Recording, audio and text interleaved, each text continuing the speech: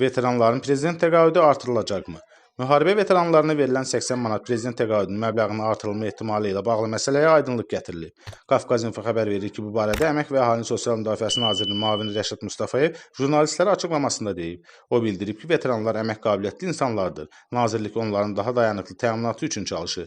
Ölkəmizdə sosial ədalətin və həmrəyliyin təmin olunması prinsipi ilə dövlət siyasəti prioritet olaraq istiqamətləndirilir.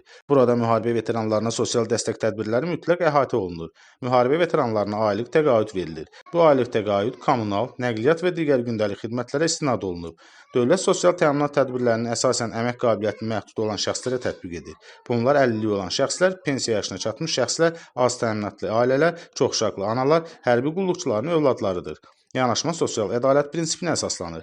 Veteranlar əmək qabiliyyətli insanlardır. Biz veteranların rifahının uzun müddətli dayanıqlı şəkildə dəstəklənməsini daha çox təşviq edirik. Onların məşğulluq imkanlarının yaradılması, kiçik biznesə çıxış imkanları yaradılır. Bunlarla bağlı da mühüm addımlar atılır. Təqaüd verilməsi ilə yanaşı özünü məşğulluq proqramlarına növbədənkənar cəlb olunmasına, ailə təsərrüfatının qurulması ilə daha çox veteranlarımıza dəstək olmağa çalışırıq. Rəşad Mustafayev əlavə edib ki, 44 günlük Vətən müharibəsindən sonra 26600 şəhid ailə üzvü və müharibə iştirakçısının məşğulluğu təmin edilib. Onlardan 12600-ü özünə məşğulluq proqramına cəlb edilib. Qeyd edək ki, Prezident İlham Əliyevin imzaladığı yeni fərmanla müxtəlif kateqoriyalara yönələn müavinət və təqaüdlərin məbləğləri artırılıb. Artımlar ümumilikdə 3 milyon vətəndaşı əhatə edir.